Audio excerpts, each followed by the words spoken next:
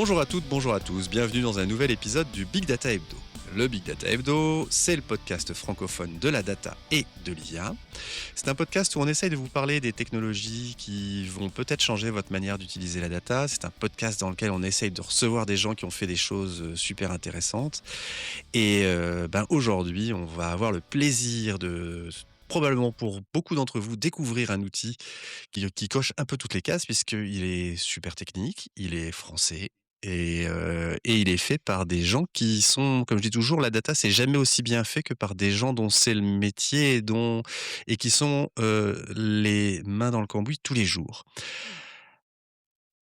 Alors, si vous avez suivi l'actualité ces derniers temps, la consolidation en cours dans la moderne data platform est quelque chose qui vous a peut-être un petit peu choqué, qui vous a peut-être fait entrer dans une phase de doute sur est-ce qu'il fallait continuer à utiliser les solutions un peu leaders du marché comme DBT puisque vous n'avez pas ça vous a pas échappé, le rachat de DBT par Fivetran, le rachat de SQL Mesh par Fivetran a quand même mis un certain trouble dans cette moderne data platform dont on rêvait tous, de pouvoir l'utiliser pendant des années sans aucun soubresaut et donc cette solution par défaut, finalement, c'est peut-être le moment de la challenger. Alors peut-être que vous avez aussi été aveuglé par cette hype autour de DBT et que vous n'avez pas vu qu'il pouvait y avoir d'autres alternatives. Peut-être aussi que vous avez construit énormément de choses, que vous avez un nombre de modèles DBT qui part dans tous les sens, que vous avez des outils d'extraction de données qui vous ont ajouté une complexité importante et donc vous vous retrouvez dans un plat de nouilles assez inextricable et qu'il est peut-être temps de vous poser différentes les questions. Alors si, au moins une des questions que je viens de poser, vous avez, elle vous interpelle, eh ben, je pense que, comme moi, vous allez gagner beaucoup à vous intéresser à Star Lake. C'est ce que j'ai fait ces dernières semaines pour préparer cet épisode. Et donc, pour parler de Star Lake, rien que mieux que son créateur, puisque Essam nous a rejoint aujourd'hui, et on va parler de tout ça. Alors, ravi de t'avoir. Et avant qu'on entre dans le vif du sujet, j'aimerais que tu te présentes parce que ceux qui te connaissent déjà, parce que je pense qu'il y a quand même pas mal de monde dans la scène data française qui te connaissent, savent que tu as un parcours quand même déjà très riche et que tu en es pas à ton premier sujet data, et donc ça serait bien que pour nos auditeurs, tu puisses te présenter, parler un petit peu de ton parcours et puis après, on en viendra à parler de Star Lake. Bonjour Vincent et puis, merci de me recevoir aujourd'hui. On se connaît, on se croise depuis bien longtemps. C'est la première fois que, j'ai le plaisir d'être reçu, chez toi, au Big Data Hebdo. On a eu des discussions enflammées, sur pas mal de sujets et je pense que c'est peut-être ce qui va se passer aujourd'hui encore une fois. Moi pour ma part, tu connais mon parcours, je vais pas le refaire complètement, mais c'est notamment en 2014 que j'ai commencé dans la data, où j'ai fait mes 1res, armes avec Spark, pour ensuite un peu plus tard et un peu comme tout le monde basculer sur les MPP, que sont, BigQuery, et aujourd'hui, Snowflake et peut-être qu'on parlera du nouveau venu que moi heu heu, qu'on aime bien tous aujourd'hui, qui est DocDB et de voir dans quelle mesure il peut avoir sa place aussi. Heu et Starlake, c'est en fait le résultat du travail que l'on a réalisé chez nos clients. C'est-à-dire que Starlake n'est pas une idée qui est née, toute seule, c'est une idée qui est, j'allais presque dire, financée par les projets chez nos clients, hein et avant tout, je dois remercier, l'exhaustivité des clients sur lesquels on est intervenu et on continue d'intervenir et qui, grâce à eux, font que Starlake existe aujourd'hui. Voilà, donc j'ai résumé très rapidement un peu, mon parcours et je pense qu'on aura l'occasion de parler des membres de l'équipe, de leurs contributions et Bien et sûr. et et de ce qu'ils font chez les clients aujourd'hui, au travers de Starlink. Et effectivement, tu as été un très gros animateur de la scène, Spark avec, effectivement aussi, moi ce qui m'avait vraiment, vraiment, marqué, c'était la compétence autour de l'écosystème Spark et Scala que pouvaient avoir tes équipes, quand on s'était croisés, C'est il y vrai. a ça quelques années, et c'est vrai que là-dessus, c'était des compétences assez rares puisqu'il y avait finalement assez peu de gens qui avaient cette orientation super forte. Alors là où c'était assez amusant, c'est vrai qu'on a tous eu plus ou moins ça, c'est-à-dire de se dire: «Ben, on va commencer par travailler avec des choses qui ne sont pas du SQL de prime abord, puisque Spark effectivement la façon de l'utiliser, surtout quand on l'utilisait avec Scala, c'était quand même d'utiliser les API bas niveau et puis, ben, finalement, l'apogée, des grands, moteurs, des cloud engine data warehouse, a fini par faire qu'on est tous revenus à faire du SQL tant le SQL s'est amélioré. C'est absolument. Alors tu as entièrement raison. Le modèle de RDD qu'on a connu au tout début, était un modèle impératif. C'est-à-dire qu'on programmait de façon impérative, ce qui est une régression par rapport à ce qu'on connaît aujourd'hui et qu'on a connu depuis 40 ans, qui est le modèle déclaratif pour accéder à ces données au travers de SQL. Donc c'était une régression, mais c'était la seule solution possible face à ce à la aux besoins big data que l'on avait à l'époque et tu te souviens, c'était du Hadoop MapReduce, qui est vraiment ne répondait pas réellement, aux besoins et donc Spark est venu bousculer tout ça. Mais aujourd'hui, Spark continue de bousculer, l'écosystème avec des fonctionnalités intéressantes, mais a construit cette couche déclarative SQL au-dessus de son moteur, qui fait qu'aujourd'hui être un spécialiste du RDD ou du data frame est peut-être moins obligatoire quand on fait de la transformation notamment et de Et plus en plus aussi du load, avec, les extensions SQL apportées par Databricks. ouais, ouais, tout à fait et donc effectivement, on rentre dans le vif du sujet puisque le sujet, il est pas seulement que de faire le SQL qui est au milieu, mais il est quand même d'avoir une complétude de l'ensemble, depuis la découverte de données au départ jusqu'à son exposition en sortie et ça effectivement, ça veut dire qu'il faut avoir un écosystème sous la main qui soit quand même très, très large et capable de faire plein de choses différentes. Ah, Alors, ouais. pourquoi est-ce que même si c'est la factorisation de vos projets que vous avez pu faire chez les clients. Pourquoi avoir fait, Star Lake? On était chez un client, ça date de 2017-2018 ou peut-être un peu avant, je ne sais plus, mais en tout cas où il fallait construire le premier data lake, sur une base de Spark et il y avait plus de 4000 formats de fichiers à charger. On était en compétition avec des très grands intervenants de la place parisienne.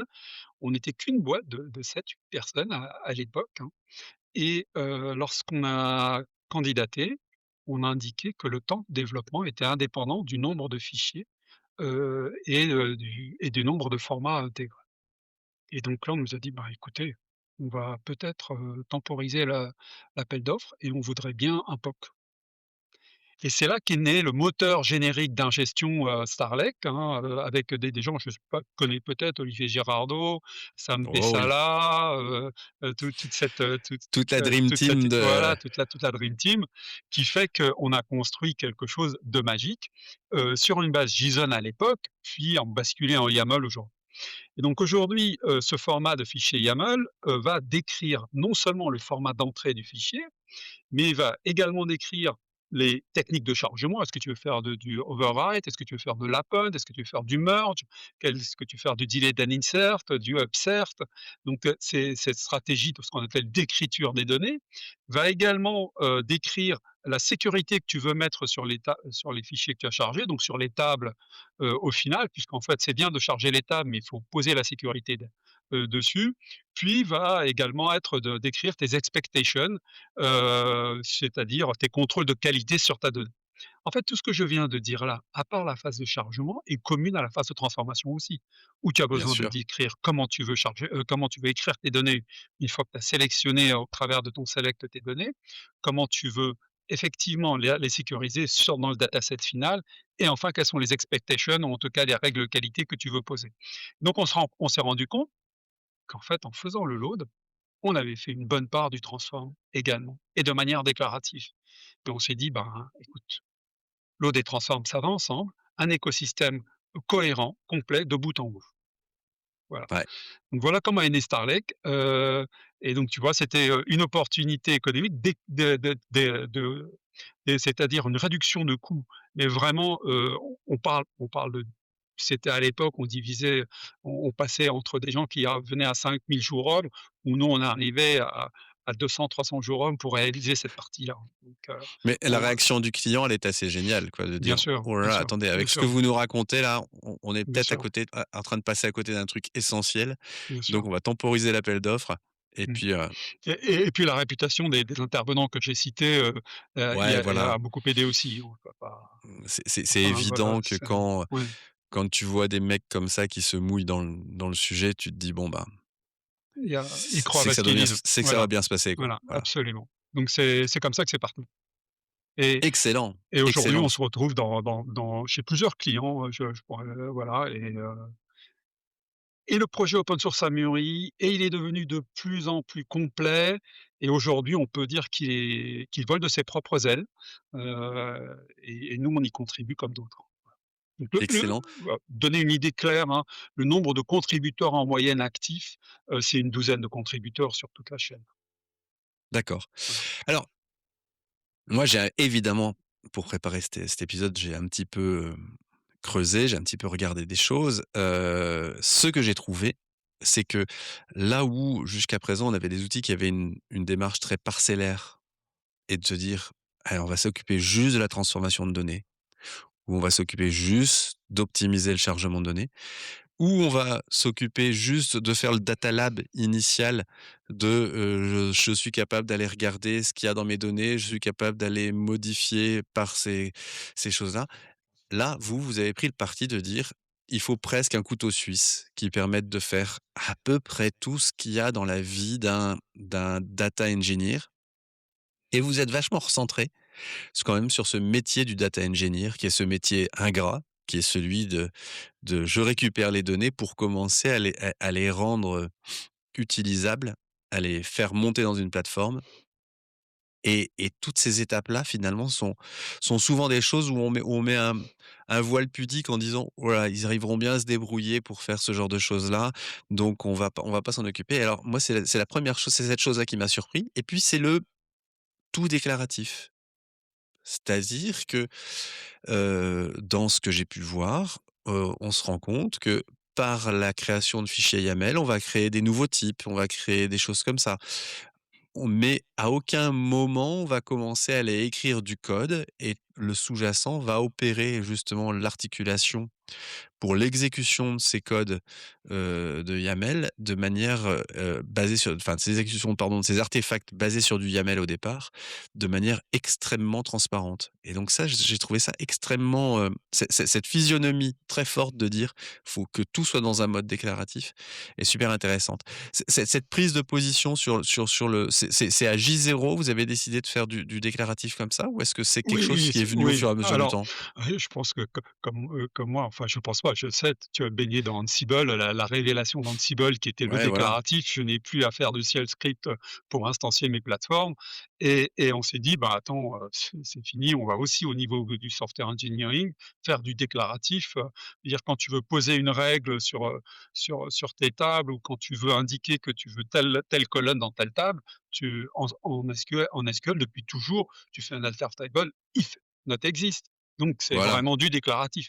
Et là, on s'est dit: «Ben, ça va être pareil, on va le faire en YAML pour tous les formats de fichiers, quels qu'ils soient, que ce soit du JSON, du XML, du position, du CSV et c'est un confort minimal qu'on doit apporter, à notre productivité». Donc c'est comme ça que ça a démarré et évidemment, on couvre toute la chaîne et tu disais le métier de data ingénieur, je pense qu'il ne s'arrête pas à l'extract, le load et le transform, je pense qu'il va aussi à l'orchestration et souvent, très souvent, moi j'ai très rarement vu alors, le load est toujours pénible pour le data ingénieur, le transform rarement. C'est-à-dire que, tu as rarement un développeur qui te dit: «J'ai du mal à faire la requête SQL».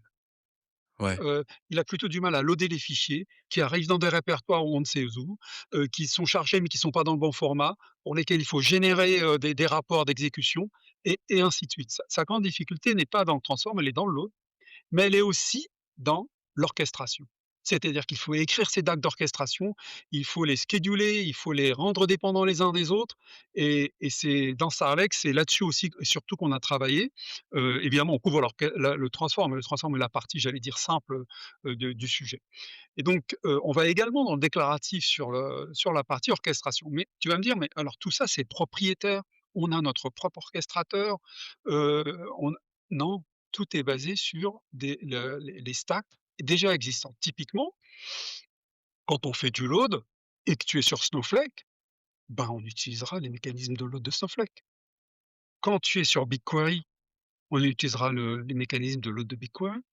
Et quand tu es sur Databricks ou Spark, on utilisera Spark. Donc, on n'a pas nos propres moteurs ou ce ne sera pas comme certains outils qui vont te faire du Panda, quelle que soit la plateforme. Et on sait bien que ça mène nulle part au final, puisque ça marchera sur des petites démos, mais ça n'ira pas très loin. Donc, on va utiliser les moteurs sous-jacents pour exécuter le load, par exemple. Pareil pour le transform, évidemment, mais dans l'orchestration, on va également te générer le DAG d'orchestration de l'orchestrateur que tu as choisi.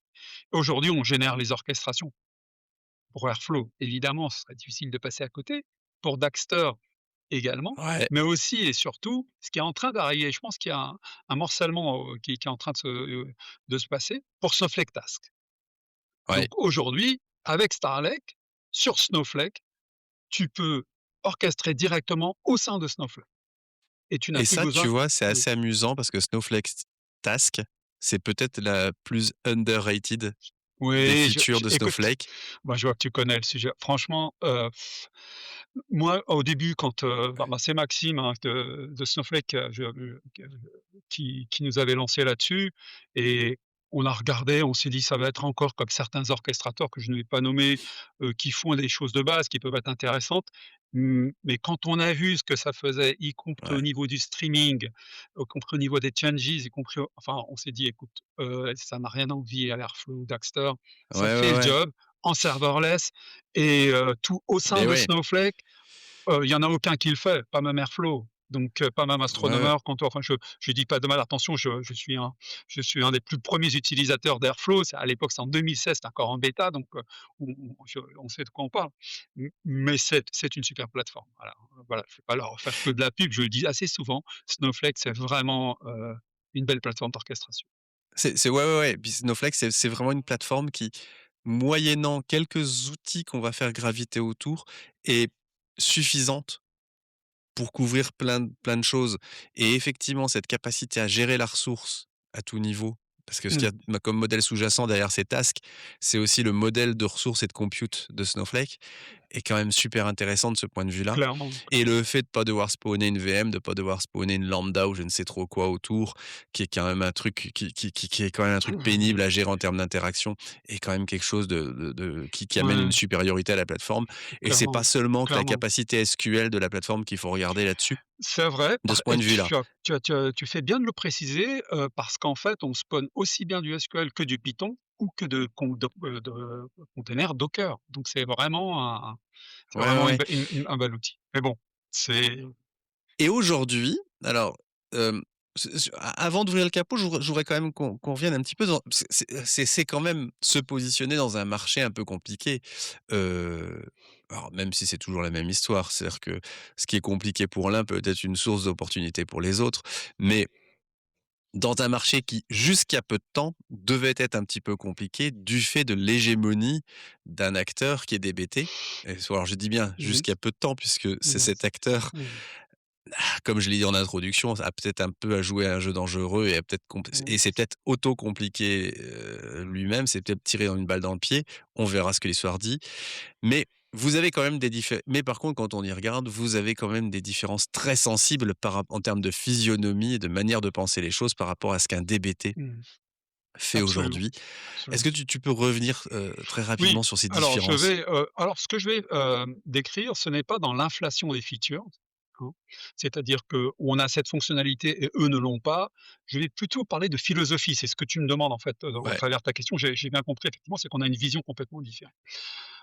Elle commence de manière très, très simple, quand tu codes sur Starlake, tu fais du SQL, tu ne fais pas du Jinja. Et on arrive quand même, nous, parce qu'on s'appuie sur un formidable projet JSQL Parser auquel on contribue et qu'on finance, qui est JSQL Parser, qui est plus de 6 000 likes sur GitHub, va nous permettre de construire le Lineage, y ouais. compris au niveau de la colonne. Donc on n'a pas besoin de l'aide du Jinja pour faire du SQL, y compris lorsqu'on veut être multibase, multiplateforme, multi-environnement, tout ça n'est pas requis.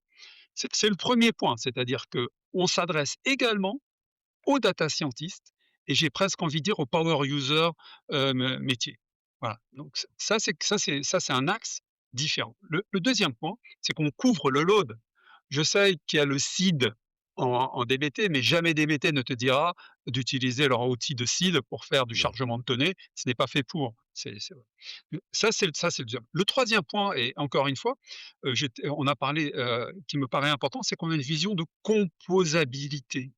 La composabilité et là je nous compare plus à DBT Cloud dans l'offre commerciale. Moi l'objectif c'est pas d'être un parent pauvre par rapport aux outils actuels, mais d'avoir une vision globale complète. C'est qu'on se compose avec les orchestrateurs du marché.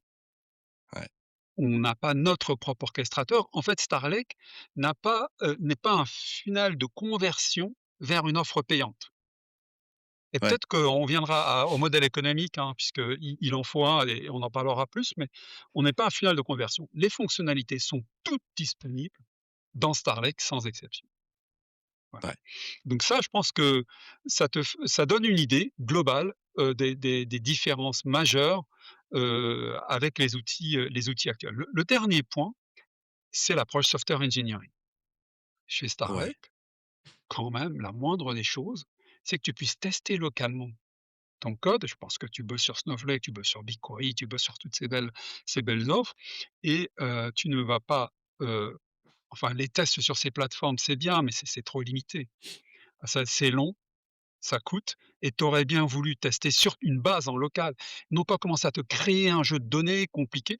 Donc Starlake te permet de le faire sur DuckDB en l'occurrence localement, mais il va aussi te permettre de travailler sur des données de production sans avoir à les dupliquer et en te garantissant que tu ne vas pas les écraser. C'est l'utilisation du snapshot, classique, Ouais. hein, et donc tu vas juste faire ce qu'on appelle nous du data branching. Le data branching, c'est ce que tu fais sur Git.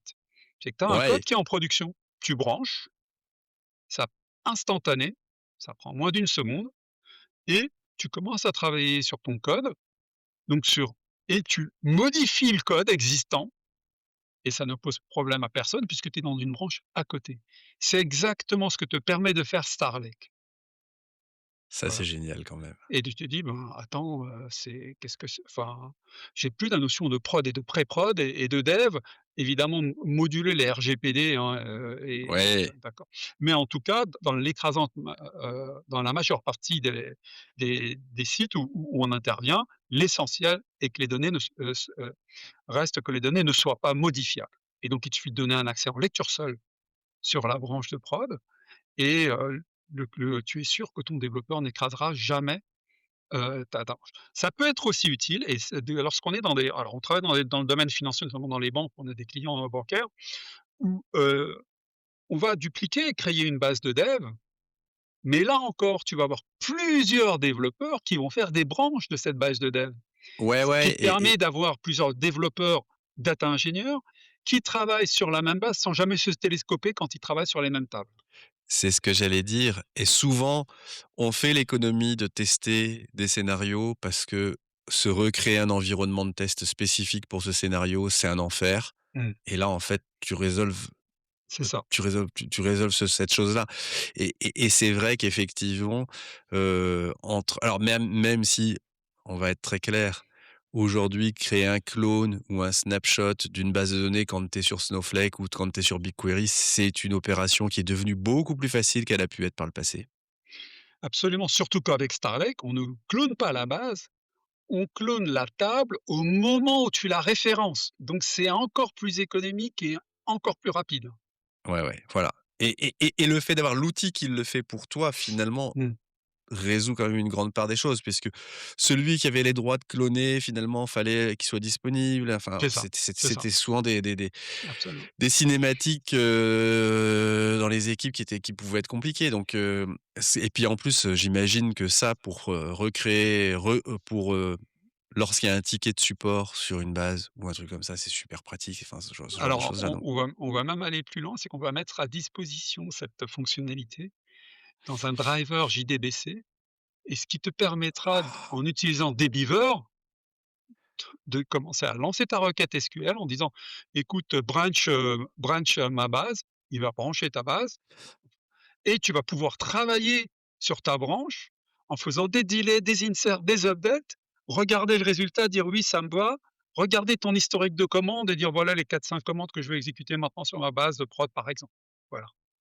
Ce que tu viens de dire, le sous-jacent de ça, ça veut dire que Star Lake pourrait être aussi serveur de données? Non, non, c'est juste C la librairie. D'accord, Un driver JDBC, c'est une librairie client. Donc tu pourras installer, par exemple, ce driver JDBC dans des Beaver, OK, tu lui donneras ta chaîne de connexion Snowflake, par exemple, OK, et tu pourras commencer à faire tes opérations de branching, tranquille, OK, d'accord. C'est-à-dire que le sans driver utiliser Starlake JDBC finalement. utiliserait un autre driver pour aller chercher les données nativement. C'est OK, ça, d'accord. absolument. Je pensais qu'on était dans la logique de se dire, ben, finalement, au-dessus du data lake, on Non, non, pouvait non, non. avoir Non, non, non, non, non, un non, service de données. Ce qui est je me disais: «Je suis passé à côté d'un truc assez non, essentiel de l'offre». Ça non, m'inquiétait un petit peu étant non, donné non. que j'avais l'impression d'avoir regardé ça consciencieusement. La possibilité de faire du data branching facilement, juste en tapant branch database ou branch table ou branch, database tout simplement, et c'est une commande que tu pourras taper dans ton worksheet, SQL, et derrière toutes tes opérations que tu feras se feront automatiquement dans une branche à part, même si tu références des tables de prod. Voilà. Une bonne illustration de ces features très riches autour de l'interaction avec le SQL se trouve quand même dans, ce que vous avez mis en exposition, dans le labs, Ah oui. qui a labstarlake.ai là, qui est directement sur votre site internet. Où effectivement j'ai vu, déjà la syntaxe que j'adore moi, qui est la syntaxe, la pipe syntaxe où au lieu d'avoir du SQL qui se construit à l'envers. Le SQL faut Mmh. c'est le principal truc gênant du SQL, mais bon, on s'y est tous fait avec le temps, Mmh. c'est qu'il se construit à l'envers, sauf que là, on peut avoir quelque chose où on écrit les agrégats, les choses comme ça et après, ça se transforme en un véritable SQL. Ça, c'est la première feature que j'ai trouvé assez géniale là-dedans. La deuxième feature, c'est le transpiler, Mmh. puisqu'effectivement, quand vous avez du SQL qui est prévu pour tourner sur un DuckDB localement sur votre poste de travail, ce qui est quand même un pattern qu'on voit de plus en plus, hein, Mmh. je travaille localement avec DuckDB sur ma machine et à un moment donné, je vais aller vers ma cible de production, mais avec toutes les donc automatiser ces opérations, c'est quand même assez génial. L'autre truc excellent que j'ai trouvé, avec lequel j'ai joué, c'est ce résolver qui permet de construire l'arbre syntaxique. Le select Ouais, étoile, ouais, l'arbre syntaxique, de décortiquer l'arbre syntaxique et éviter effectivement de mettre en prod quelque chose où tu fais un create view as select étoile ouais, from. ouais. Tu sais effectivement quel champ tu vas aller tu passes de select étoile à select, ma table.a, ma table.b et ainsi de suite. Donc c'est quand même Mmh. un gros guardrails qu'on peut avoir Mmh. quand il s'agit de C'est vrai. mettre en prod du SQL. Et le dernier point, qui est l'essentiel quand même, qui est à partir d'un gros paquet de requêtes SQL, je vais en extraire le Ah bah lineage oui, pour pouvoir construire ah oui, l'arbre de dépendance. oui, oui, Puisqu'on en arrive quand même à ce truc-là, qui est qu'à un moment donné, il faut savoir quelle requête SQL il faut faire tourner en premier quand on veut, pouvoir exécuter ça. et Ce qui a été une grosse proposition de valeur de DBT, hein, quand oui, oui, DBT a séduit, à condition de heu, mettre du Jinja, et si tu l'oublies, ton arbre est faux. ton Il y a arbre est ça aussi, foutu. Voilà. et donc faut pas oublier de mettre le Jinja, dans sa dans chez eux. Là, Starlake, on résout le problème en disant: «Bah, écoute, tu écris le SQL, on saura retrouver tes tables puisqu'on comprend le SQL que tu as écrit, et on va reconstruire l'arbre de dépendance pour en faire, pour te générer ton DAG». Et question subsidiaire, si tu n'as pas écrit parce que l'une des features intéressantes quand même du Jinja que tu fais dans DBT, c'est l'injection à la volée de la bonne référence OK, bah, pas de problème. au Il se suffit de dire: je passe de ma base «Très de bien, test très bien, à ma base de prod OK». et donc c'est toujours le Mmh. même truc, mais quand il a été, interpolé, il a mis les bonnes tables. Je vais Vous prendre êtes un capable de cas, remplacer bien sûr, je vais prendre un cas simple. Tu vas faire un select étoile from ma table de dev, et tu as ouais, écrit select étoile from ma table de dev. Sauf qu'en prod, ma table de dev s'appelle ma table de prod. ouais, Dans ton YAML, dans l'environnement, tu diras en prod, en fait, tu as une notion d'environnement mmh, dans dans Starlake. Donc c'est une variable d'environnement, SLenv égale prod, par exemple, mmh. et donc tu diras: «Mapper ma table de dev en ma table de prod», et tout seul, lorsqu'il exécutera en production, il mappera en ma table de prod. Toutes les D'accord. références à ma table de dev. Donc si tu veux, ce serait presque, alors évidemment, c'est beaucoup plus riche que ça, mais ce serait presque un search and replace d'une occurrence par une autre, hein, mais ça va beaucoup plus loin. Donc en fait, à cette époque, je pense que DBT n'avait pas le parseur SQL qu'il fallait, Mmh. et nous, on est venu avec cette proposition de valeur parce qu'avec grâce à JSQL Parser, qui est quand même une référence dans le monde, du parsing, hein, qu'on retrouve dans bon, ah bah, d'ailleurs, Dbeaver utilise JSQL Parser, hein, Ouais, c'est ouais. et Bah, donc tous les produits sérieux en qui sont dans le mmh, monde de la mmh, JVM, parce qu'il faut pas c'est perdre ça. de vue que c'est aussi une spécificité que vous avez par Mmh, rapport à plein de choses ouais, dans le monde de la data. C'est que vous n'êtes pas votre framework de référence, c'est pas Python, non, ça reste le monde JVM. mmh. Qui est quand même une spécificité assez forte, ce qui vous permet quand même d'avoir des choses peut-être un peu différentes en termes de stabilité, en termes de capacité à scaler, enfin, c'est finalement des choses un peu différentes. Absolument, la compile d'un projet, enfin, d'abord, tu as pas besoin de compiler parce que tout se fait à la volée, mais quand on compile 5 000 modèles et que ça prend moins de 2 secondes, tu te dis: «Ben, comment ça se fait?» «Bah, oui, nous, on n'a rien fait, on a juste codé, comme tout le monde et il y a pas eu besoin de parce que c'est compilé et c'est des langages qui scalent, Et donc ce que j'ai vu aussi, c'est que vous êtes capable, malgré votre, framework, qui est basé sur du sur un langage JVM au départ. Vous êtes en mesure d'exécuter des transformations en Python, des choses comme ça, et donc de pouvoir avoir cette capacité de modèle d'avoir des modèles qui soient pour certains écrits en SQL et pour certains, en Python. Donc ce qui est quand même comme une flexibilité super importante, parce que effectivement beaucoup d'analytics engineers ont aujourd'hui, sans être des développeurs Python, des capacités à modéliser des choses en Python et à pouvoir faire des petites transformations, et on est très content de pouvoir le faire, parce que SQL, on sait faire plein de choses, mais on sait pas tout faire avec. absolument, absolument. Bah, Et alors, typiquement, une fonction d'export, par exemple. bah, voilà. Ben, tu c'est aussi simple que ça, tu as besoin de faire un petit export. Alors même si nous, on permet au travers du SQL, puis du YAML de faire de l'export assez complexe, mais parfois tu en as besoin toi, différemment et ben, voilà, tu le fais. C'est vrai. Et puis, ce que j'ai vu par ailleurs, c'est, ce que j'avais au départ quand je me suis rendu compte, j'ai dit: «Oh là là, c'est beaucoup de YAML, il va falloir écrire tout ce YAML». En fait, vous prenez l'accompagnement de la personne qui travaille sur le projet très tôt dans le cycle. C'est-à-dire que finalement, il va y avoir cette capacité à inférer à partir des données qu'on récupère, aussi bien si vous vous C'est connectez vrai. sur une base de données, Oui, oui. que si on récupère des fichiers CSV, des fichiers JSON, des fichiers avec des structures imbriquées, ainsi de suite, Oui. à Bon, constituer automatiquement ces YAML que l'on ah, peut évidemment éditer. évidemment, évidemment. Alors et oui, Et oui, pour rajouter un absolument, peu de contraintes métiers, pour rajouter des types absolument, spécifiques, et ça, j'ai absolument. trouvé ça que pour l'instant, comme on le disait tout à l'heure en intro, c'était quand même le truc où on laissait les gens se débrouiller tout seuls, quoi, hein. C'était vous à vous de trouver une solution pour faire ça. Ouais, Et là, le fait ouais, d'avoir un truc où, bah, entre guillemets, on peut faire un cookbook qui déroule de A à Z, fait qu'en termes de productivité et en termes de montée en com moi, c'est le truc qui m'attraye toujours là-dedans, c'est comment des gens qui sont moyennement compétents vont pouvoir faire beaucoup plus que ce qu'ils faisaient auparavant ouais, sur des mais étapes mais même qui si tu es très compétent, aller mais vite, bien sûr. plus vite sur des choses pareilles, c'est enfin moi je prends, tu vois?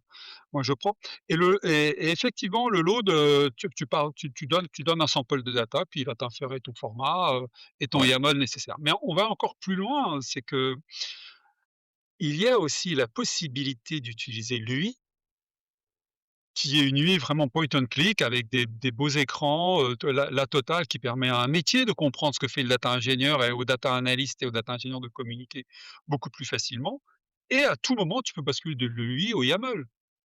Donc ce n'est pas que du VS Code-like avec ton YAML et des commandes à côté parce qu'il faut s'en souvenir des commandes. Il faut se souvenir qu'un faire schéma, tiret, tiret, le répertoire, tiret, tiret, le nom du domaine, tiret, tiret, le nom de la table et ainsi de suite. C'est des choses en point and click aussi tu le fais. Ça te génère exactement les mêmes fichiers YAML. Il n'y a pas de base de données, il n'y a absolument rien et derrière, tu peux continuer à la main avec ta CI, ou autre. Donc oui, on va assez loin, c'est-à-dire qu'on va le YAML est présent et il est surtout là pour t'aider dans ta gestion de version avec Git.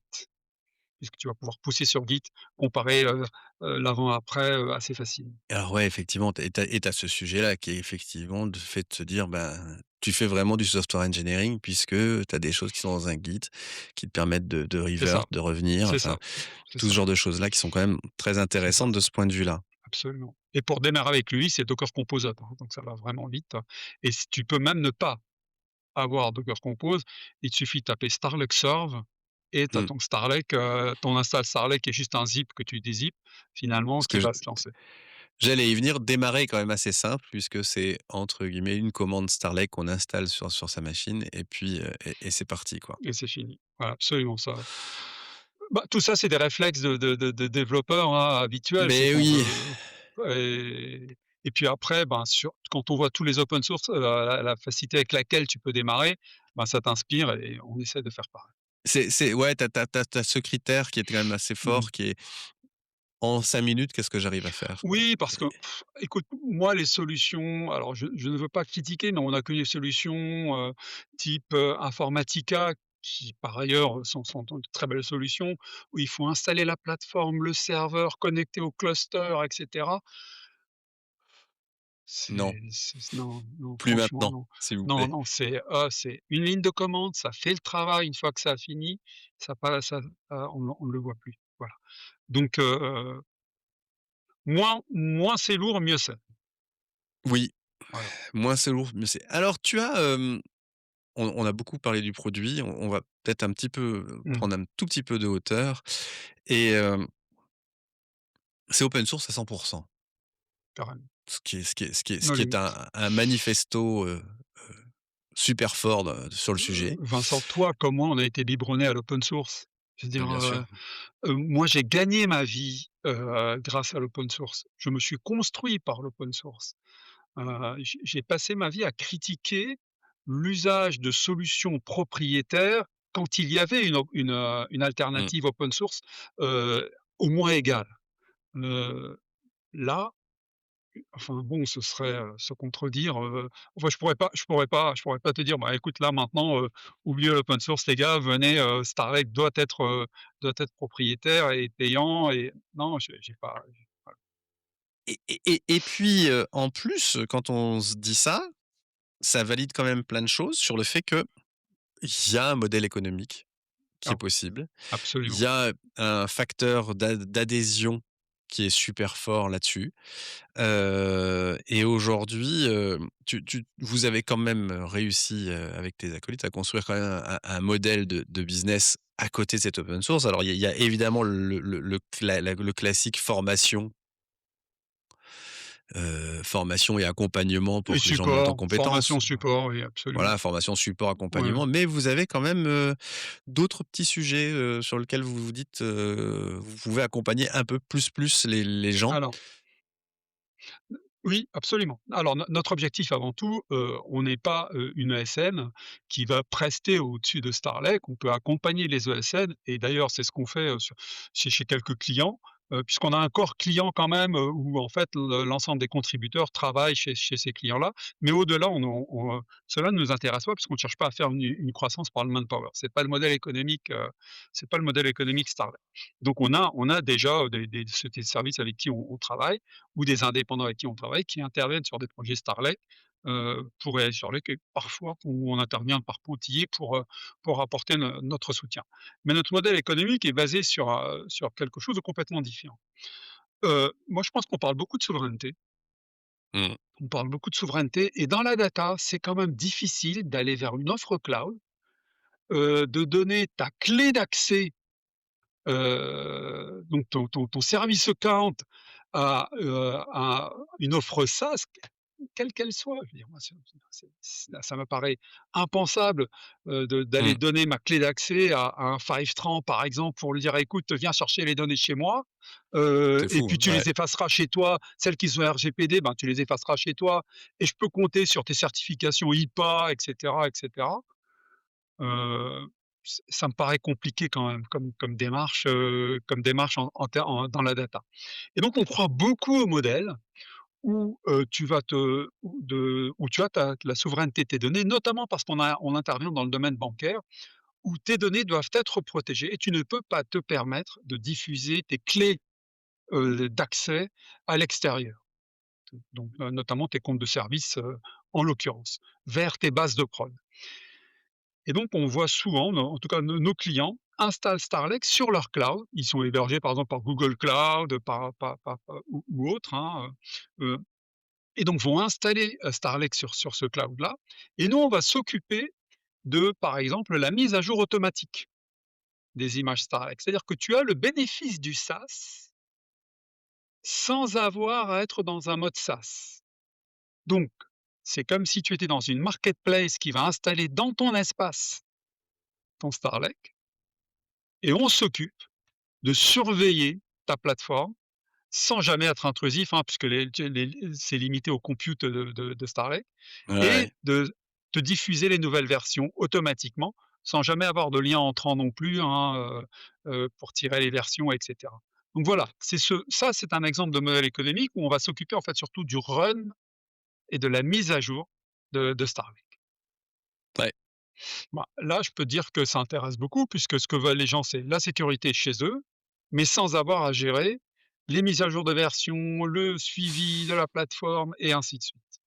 Donc voilà ce qu'on fait. Évidemment, on ne gérera pas le suivi des DAG ou autres, mais c'est plutôt le suivi du hub de ton Cloud Composer, le suivi du hub de ton scheduler ou de ton générateur Starlake, et cetera, et cetera. Ça, c'est le modèle économique dans lequel on est, et qu'on n'a pas encore lancé complètement, mais c'est celui qui nous intéresse. C'est-à-dire ouais. gestionnaire de marketplace Starlake où en fait, tu l'installes chez toi.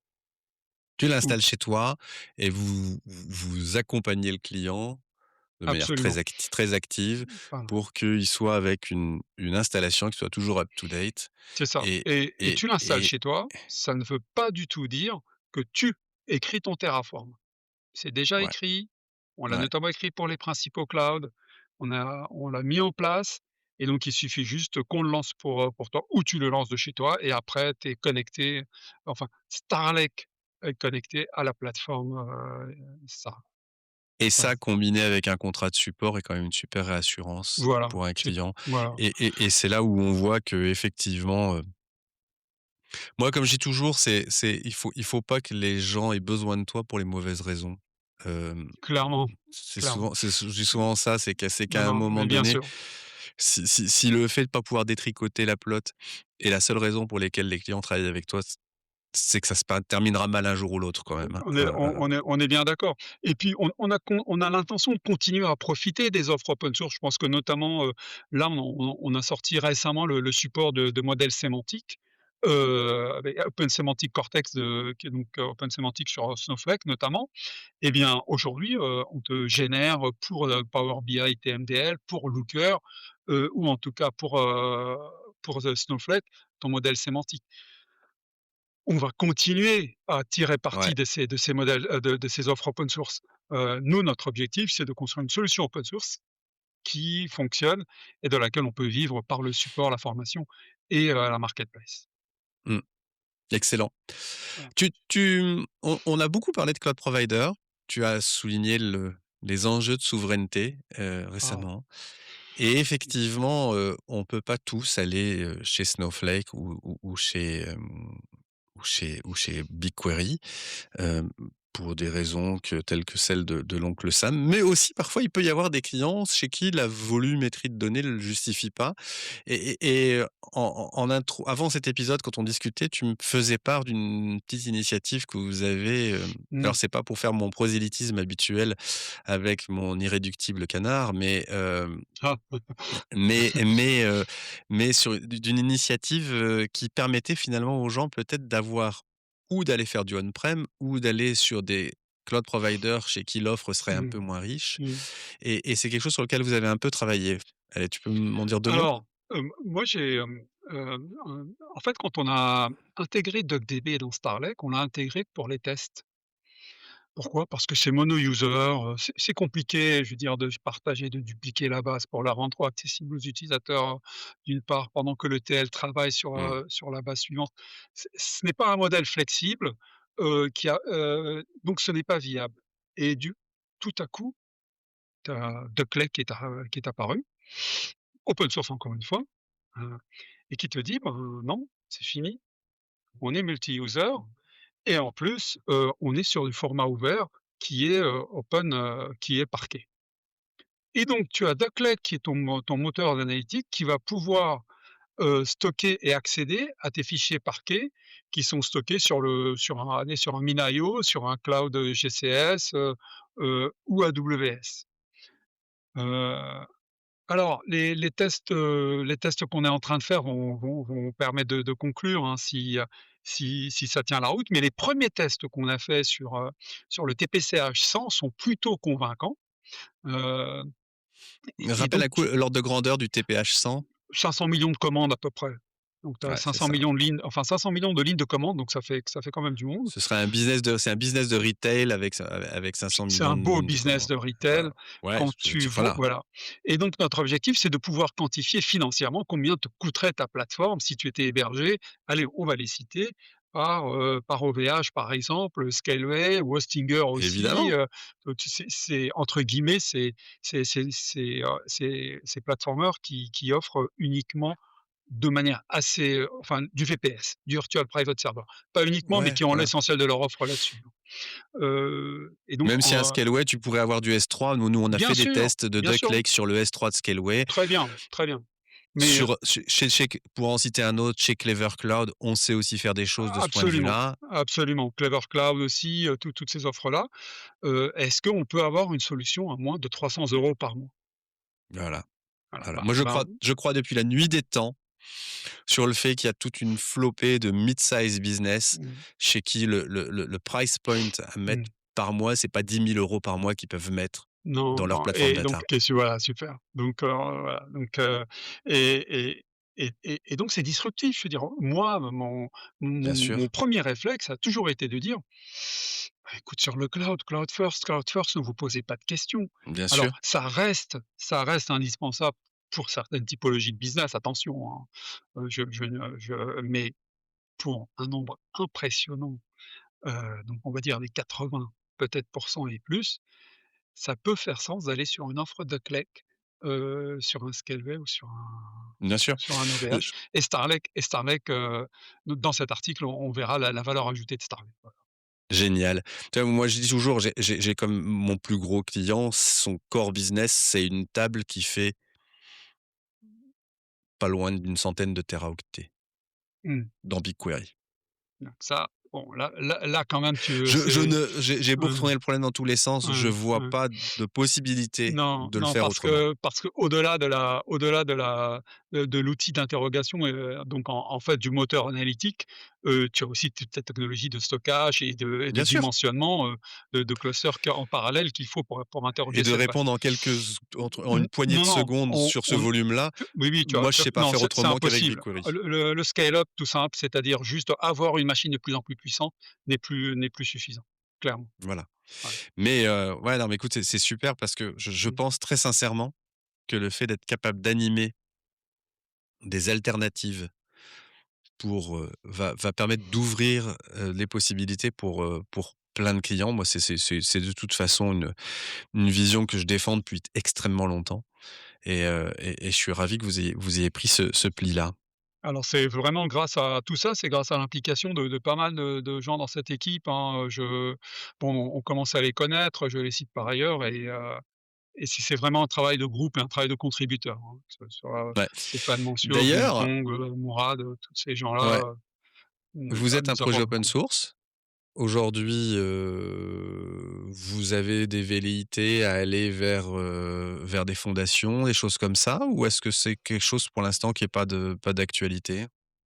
Heu, En fait, peut-être qu'il faudrait y aller, peut-être qu'on n'a pas conscience de l'importance d'y aller. Peut-être que si on est approché ou si on fait l'effort d'aller vers ces gens. Enfin, je pense que tu penses à Apache, hein, c'est ce que Ouais, tu voilà, veux bah, dire exactement, ouais. par exemple. Heu, oui, oui, ça ferait sens, quoi. Oui, oui, ça ferait sens. Il faudrait, en fait, je sais pas ce que ça apporterait de plus, puisqu'on est sous licence Apache, donc oui, mais Ouais, ouais, certainement que ouais. ça peut être une bonne chose. Oui, bien sûr, bien sûr. Ça peut être une bonne chose, notamment dans dans l'organisation Après c'est et peut-être une lourdeur supplémentaire en termes d'animation du projet ouais, qui est pas à perdre de vue OK. et donc si on a envie de contribuer, qu'est-ce qu'on peut com si s'il y a des gens qui déjà Ben, faut heu, essayer et ensuite si on veut contribuer, comment est-ce que c'est quoi ben, tu les ben, écoute, tu as un besoin, tu poses la question sur Slack, on te désigne un mentor pour te dire: «Écoute, il va t'aider à contribuer» et puis, tu contribues. C'est un peu comme dans tous les projets open source, hein, la première chose que tu fais, c'est que tu ouvres un ticket. mmh, Tu dis: «Voilà, j'ai ce besoin-là, j'arrive pas à voir si c'est dans Starlake ou pas». Non, c'est pas dans Starlake. Par contre, on peut avoir un petit call sur Slack et donc il y a le Slack Starlake qui est dispo et on en discute et on voit, qui prend le sujet et comment on le prend et ce qu'on implémente et ça va très vite après. Mais voilà, excellent. comme tous les projets open source, tu connais, hein. Bah oui, bah Tu oui, fais ta excellent. PR et puis, c'est pris, et ça discute après très vite, quoi. Écoute, c'était passionnant tout ça. Est-ce que tu as des pointeurs, des choses si les gens veulent démarrer, des conseils pour qu'ils ess pour essayer? Écoute, docs.starlake.ai, c'est vraiment enfin la doc est normalement bien faite, j'espère en tout cas. Il y a même des guides pour la partie UI qui sont là. Donc si tu es ligne de commande ou VS Code, ben, tu y vas, il y a vraiment tout ce qu'il faut, c'est assez simple, la doc l'explique bien. Puis tu as la partie guide qui te dit comment lancer, Ouais, la je te confirme, c'est très bien écrit. ah Je super, super, pour l'avoir lu dans le super. détail avant cet épisode, Ah top, top, c'est très, très bien écrit, je te le top, confirme. super. Bah, écoute, Je te le c'est confirme super, merci. et écoute, c'était passionnant, c'était passionnant. Tu vois, je pense qu'on a, bon, il y a plein de Ah ouais. points sur lesquels on aurait pu développer encore plus, mais c'est vraiment super intéressant tout ce qu'on vient de voir, tout ce qu'on vient de se dire. Hem comment est-ce qu'on peut te suivre? Comment est-ce qu'on peut te où est-ce qu'on peut te rencontrer, te suivre et ainsi de suite? Dis-moi. Bah, d'abord sur LinkedIn, je réponds très vite, hein, donc sur la messagerie LinkedIn, je réponds sur Slack, je réponds également très, très vite. Donc c'est mes 2 canaux, principaux. Après, j'ai laissé tomber X, enfin Twitter, Mmh. je pense que comme beaucoup de monde, c'est On est nombreux, je crois. mais voilà, Ouais. sur Slack et LinkedIn, c'est les 2 canaux où on me trouve. Et puis si je ne sais pas répondre, il y a toute une équipe derrière qui sait répondre, tout un ensemble de contributeurs qui sont là pour y répondre. Heu, voilà. Nous le et puis, bah, en fait, bon, j'avais pas prévu d'en parler parce qu'on en discute encore, mais on va lancer ce qu'on appelle des masterclass, online, c'est-à-dire vraiment des formations, en ligne où, ce serait un jeudi par mois, mais ce n'est pas encore complètement décidé, mais je préfère le dire, comme ça c'est tant que Mmh. c'est pas fait. Ou un jeudi par mois, il y a une masterclass, Starlake, C'est super. sur un sujet particulier. Je veux faire du Starlake sur BigQuery, et ben, voilà ma vraie vie. Boum. Je veux faire du Starlake sur Snowflake, voilà ma vraie vie. Je veux faire du Starlake sur Databricks, voilà comment ça se passe.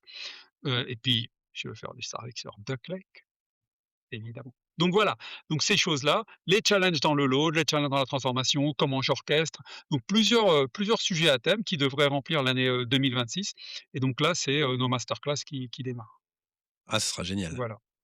Belle idée, bravo. Ben, En écoute, tout cas, super projet, super produit. Écoute, j'ai été ravi de ça fait un bout de temps qu'on discutait ensemble et que tu me titillais en me disant: «Mais, vas-y, vas-y», et donc là, récemment, j'ai franchi ce pas. Je suis allé regarder ça plus en détail et écoute, tu vois, je suis toujours on est toujours dans des projets avec des choses qu'on fait de manière en reproduisant la manière dont on les faisait auparavant et là, je me dis: «Là, j'ai quelques trucs devant moi, je pense que ça va être l'occasion d'y aller à tir réel et de regarder ce que bah, ça peut écoute, faire et comment je peux moderniser les v choses». sincèrement, venant de toi, je suis flatté. Voilà, je Voilà, n'ai pas donc d'autres je mots. suis assez attiré, tu vois, pour être très franc Merci, avec toi sur le merci, sujet. merci. Bah, écoute, merci et c'est avec grand plaisir, et voilà, bah, écoute, ouais, j'en rougis, donc merci. Ah! Merci. Écoute, je suis ravi. OK. Eh ben, écoute, je te remercie pour ton temps et puis pour cet épisode. Ça a été super Merci à toi. intéressant. J'espère que, chères auditrices, chers auditeurs, j'espère que vous avez eu autant de plaisir à écouter cet épisode que nous avons eu à l'enregistrer. Alors, ce qui est bien maintenant avec la vidéo, c'est qu'on voit qu'on a du plaisir à enregistrer les épisodes. Ça ne s'entend pas seulement qu'à la voix. C'est vrai. On voit nos sourires, béats quand on est en train d'échanger comme on vient de le faire et moi, j'adore ce genre d'échange avec, des gens qui ont des super trucs à raconter. Merci encore une fois, c'était un grand plaisir. Merci, à très bientôt. À bientôt.